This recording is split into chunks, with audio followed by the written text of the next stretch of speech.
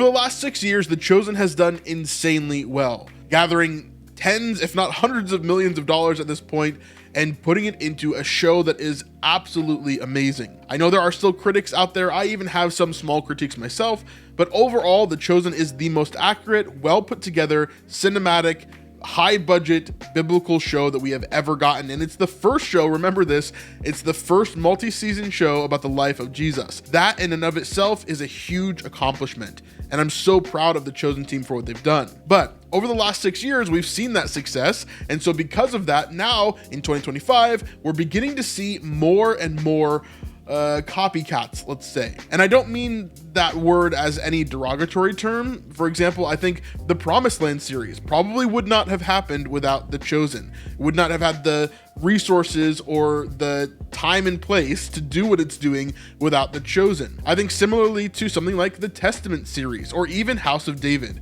there are so many things that I think The Chosen paved the path for, and I think we're going to see a lot of these things pop up within the next few years that really change our minds about how biblical media is going to be formed overall. Now, I have a couple of different concerns, questions, thoughts about this that I wanted to talk about today. Primarily, let's talk about these streamers that are going to be streaming this show, distributing these shows.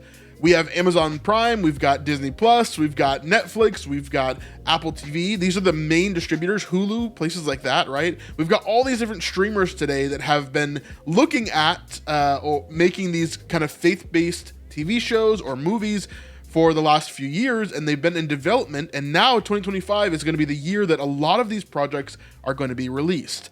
So the question is, can we trust them? Can we really expect a good biblical piece of media from, let's say, Amazon Prime? The truth is, a lot of these streamers are just distributors. We can see a great example of this even in Angel Studios, for example. You guys know me. I've made it very clear that I don't agree with a lot of the LDS beliefs and sentiment, but Angel Studios is run from the top, and a lot within it made up of LDS members there. And so there are things, of course, that I disagree with when it comes to the leaders of Angel Studios. However, there are a lot of projects that Angel Studios has distributed and has produced that they haven't put their hands in at all, right? So I think it depends on what the project is, whether we can take it as something to be looked into deeper or something that we should probably just avoid and ignore. And so there's been some projects on both sides, I think, on Angel Studios that I've looked at that I think, that probably leans more towards the LDS camp. And then there's other projects that I say, well, no, this actually looks pretty good and solid. It seems accurate biblically. And we can maybe look at it and dive deeper into it. And so we have to take each project on a project by project basis, depending on what distributor it's from. Now, of course, there are going to be others that we, lean more towards and that we trust more. One of those right now, of course, is 5 and 2 Studios. This is going to be a distributor for all the 5 and 2 Studios media that's going to be coming out, whether that be the Joseph series or the Future Moses series or the Acts series. Just like 1 John says, we have to test the spirits, or in this case, test the programming, right? See where it's coming from. One of the first things I do when I talk about biblical media is I look at who's making it. Who is the distributor? Who is the director? Who is the writer? Can I trust these people? Every single time that I've done a project or I've done a sponsored video for a different movie or whatever else, I always look into who is behind it first, because this gives me a great idea as to what kind of angle they're trying to go at this with. Are they really trying to be as biblically accurate as possible, or do they have an agenda kind of going into this in the first place?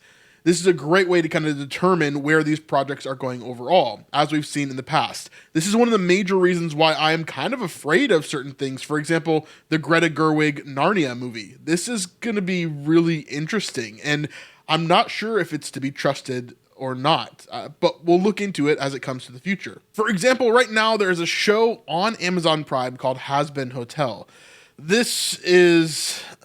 It gave me a headache even thinking about it. I think I've watched about a minute of this show and I can't believe what is in it. Now, this is sort of let me just show you the beginning of the show right here. Once upon a time, there was a glowing city protected by golden gates known as heaven. It was ruled by beings of pure light, angels that worshipped good and shielded all from evil. Lucifer was one of these angels. He was a dreamer with fantastical ideas for all of creation. So immediately you're seeing as they're portraying Lucifer as kind of a good guy. But he was seen as a troublemaker by the elders of heaven, for they felt his way of thinking was dangerous to the order of their world.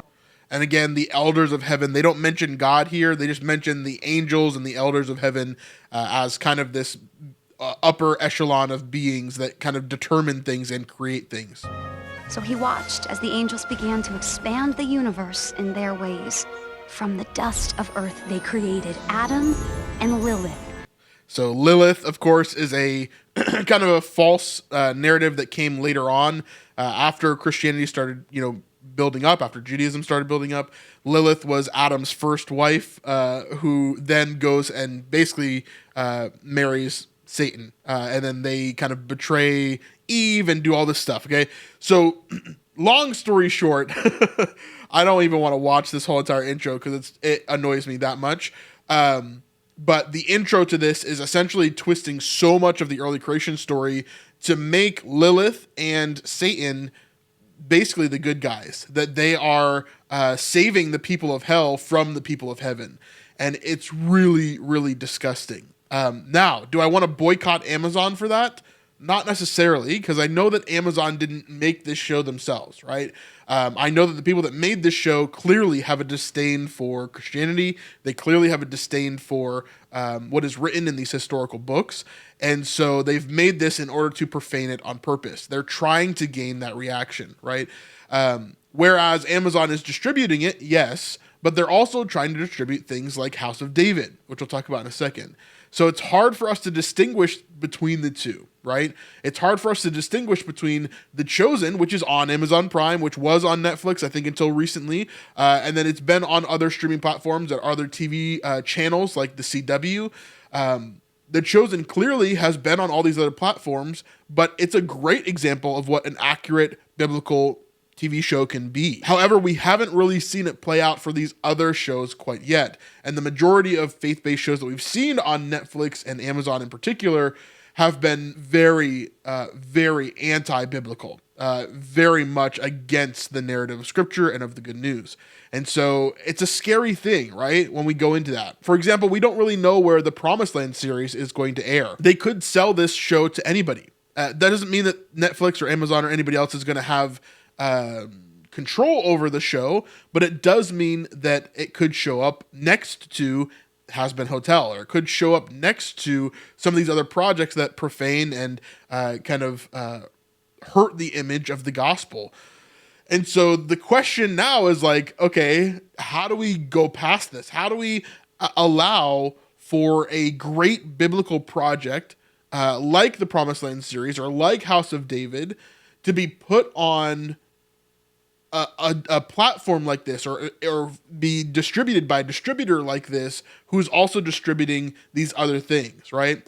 It's hard. It's a little bit difficult because on one hand, we understand that Amazon is not the one that is making these claims. It's not the one that is telling these stories for the most part, but they are the ones that are showing it to the world and pushing it out there. So it's a hard thing to kind of reconcile there. Now let's talk about House of David for a second, because House of David is produced in conjunction with Amazon MGM Studios, as well as the Wonder Project. And so what does this mean for that, right? The Wonder Project is something that's started by John Irwin, where Dallas Jenkins is even a investor and a counselor, basically, for the Wonder Project. I believe he spoke into House of David as well in order to give his advice and to help them out with the project overall. Everything that I've seen from House of David so far in the behind the scenes and everything that we've been told about the show seems like green flags all around. I don't see anything in the show that would really bring me to the point of like, oh, that's anti-biblical or that's like completely off. It seems like it's really well done. It seems like it's going to be really good. But it's so hard to judge when the other things we've seen from Amazon are like what we just watched with Has Been Hotel. That's the question for me. And I'd love to hear your thoughts on this. This is more of just a rant from me of being like, how do we learn to trust these things? And maybe it is that I just spend my time and I look at all these things and I tell you what is good and what is bad. Maybe that's part of my job here. Of course, I don't mind doing that, and you can tell pretty quickly if something is going to be great or not. At least that's what I've seen over the last several years. So yeah, that's the future of what we're looking at for 2025. There are several shows, like I've talked about 6 of them that are coming out this year that are going to be really interesting. And we're going to have to determine whether those are good for us or not. And in some cases, I think we're going to have to, dissect the meat from the bones, so to speak, and make it worthwhile for us to see what is going on in the world, what is going on with these biblical projects, and how we are to proceed from here. So anyway, just my thoughts today. I wanted to put out this video and let me know your thoughts in the comments down below.